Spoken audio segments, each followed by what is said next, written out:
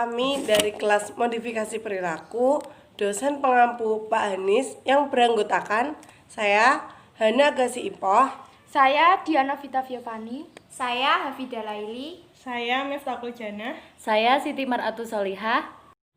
Kami akan menjelaskan materi tentang reinforcement. Saya akan membahas tentang bab reinforcement. Reinforcement adalah proses di mana stimulus meningkatkan kemungkinan terjadinya perilaku yang telah dimunculkan. Reinforcement positif yaitu terjadinya perilaku yang diikuti dengan penambahan stimulus yang menghasilkan penguatan perilaku.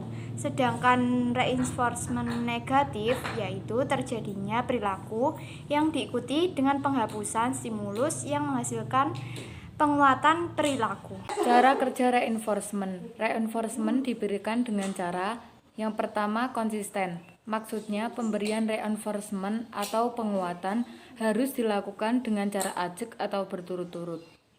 Berturut-turut yang dimaksud adalah reinforcement juga diberikan setelah setiap terjadinya respon individu.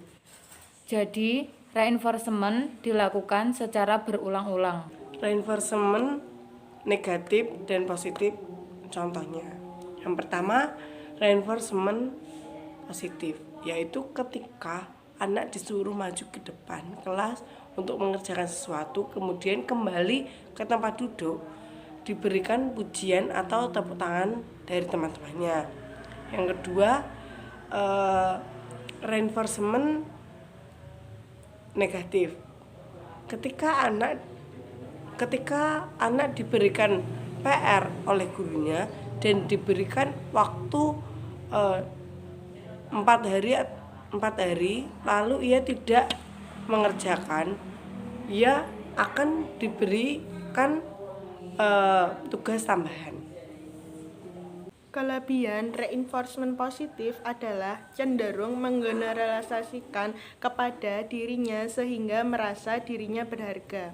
Lalu, kelemahan dari reinforcement positif adalah pemberian ganjaran yang berlebihan akan membuat seseorang menganggap kemampuannya lebih tinggi dari orang lain dan cenderung akan merendahkan orang lain. Kelebihan dari reinforcement negatif. Pemberian reinforcement negatif ini dapat meningkatkan perilaku yang diinginkan dengan mengurangi atau menghilangkan stimulus yang tidak menyenangkan pada individu. Lalu, kelemahan dari reinforcement negatif adalah penggunaan dari hukuman sering dapat memunculkan hasrat kita seseorang anak membuat kesalahan, sehingga jika si anak salah, kita langsung memberinya hukuman.